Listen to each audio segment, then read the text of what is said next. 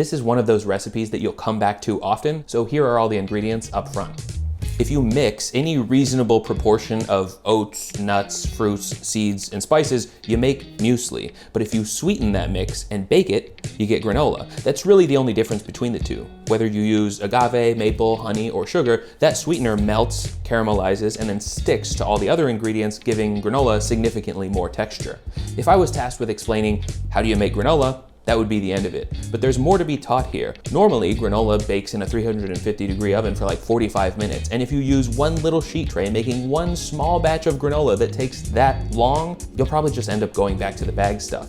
That's why this Food 52 recipe for pistachio tahini granola is so important to know. The idea behind it is pretty novel. Tahini is a naturally oily paste made out of ground up sesame seeds, which effectively replaces some of the seeds and added oil in a regular granola recipe. Now that the oil and the seeds are being added together in the form of a thick emulsified paste, you get this tight, sticky texture, and it only has to bake for half as long as a typical recipe. This whole batch only needs 20 minutes. You put it on a parchment-lined baking sheet and bake it at 350 degrees. After 10 minutes, take it out and stir it around, then bake it for 10 more. During that bake time, you can wash the mixing bowl, wash the spoon, and then that's all the prep, all the work, and all the cleanup. Pretty good value proposition, eh? Really, the only downside is the list of ingredients. These aren't all exactly pantry staples. I'd wager that unless you've taken the homemade hummus pill, you don't keep a jar of tahini handy. But the technique works just as effectively with other thick pastes of seeds, nuts, or legumes. Peanut butter, sunflower seed butter, cashew butter. The options that lay before you are nuts. If your household has a big granola appetite, you can use 2 full-size sheet trays to make several pounds of granola on Sunday morning and have it last all month. There are some pre-made recipes in the description, but once you make your own granola 3 times, I think you'll be prepared to experiment. After lots of my own experimentation, I do have a few nuggets of wisdom to impart upon you. First, mix the wet ingredients like the syrup, nut butter, and vanilla extract first. It makes everything a lot easier to mix later on. Also, vanilla extract is so expensive and the flavor barely comes through. If you don't want to waste a teaspoon of it, swap it for a little glug of brown liquor. Bourbon, rum, and brandy have all worked out great. And by the way, I don't want to hear any belly aching about this being a boozy recipe. Vanilla extract is 70 proof, just like Captain Morgan.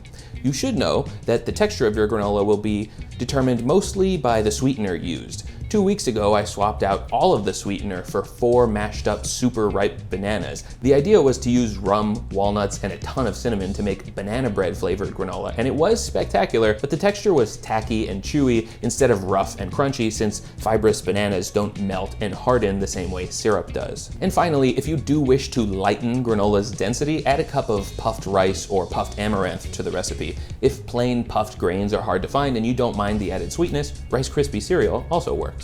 Surely that is all that there is to say about granola, right? Alas, there is one massive point of contention that must be addressed: clusters. People like me who don't care about achieving big, extra crunchy clusters are blessed with an easy life of granola making, but cluster lovers have to work a little bit harder. These are the steps to combat crumbling in ascending order of aggression.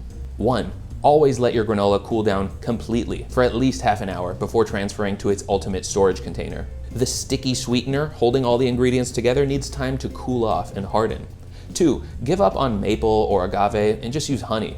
There's something going on in this mysterious bee goo that makes it spread, melt, and harden into clusters 10 times more reliably than anything else. 3, if all else fails, take an egg white, froth it up in a little bowl, and mix it into the other ingredients before baking it. If you combine all 3 of these anti-crumble measures, your granola is going to have the tensile strength of steel beams. Hopefully, I've hammered home how this is a food that cooks quickly, stores well, and is composed primarily of an inexpensive grain. I'm assuming the only thing left holding you back is a shortage of inspiration, in which case I'll paste several recipes in the description. They all work on the same principle: mixing oats, nut butter, and fixins before toasting for 20 minutes. Enjoy your homemade granola by itself, in a bowl of milk, or as chia pudding's co-star on top of a Jam Street yogurt bowl. Once you do get comfortable making your own granola, you'll realize how uninspired the pre-made options really are. What's the most popular pre-made granola flavor? Oats and honey?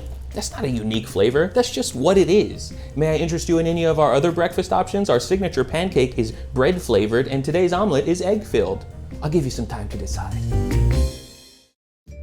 Curology has paid to be mentioned at the end of this video. Curology offers a super easy way to get powerful prescription skincare. A licensed dermatology provider prescribed my custom formula that addresses my specific skin concerns, and it arrives every month right as last month's supply is about to run out. I can't even name 10 skincare products, much less use that many every day, so I like how simple it is. I just use the cleanser, apply my custom formula, and then finish up with a layer of moisturizer. It's easy enough to do every single day, and I didn't have to spend months of research and experimentation to get it figured out. Skincare is highly personal for each individual person, so if you are understandably not sure Curology will work for you, take solace in the fact that you can subscribe risk-free. If you're not satisfied with your results, Curology has a 90-day money-back guarantee. Pretty sweet. Start your Curology journey today at curala.g/internetshaquille2023.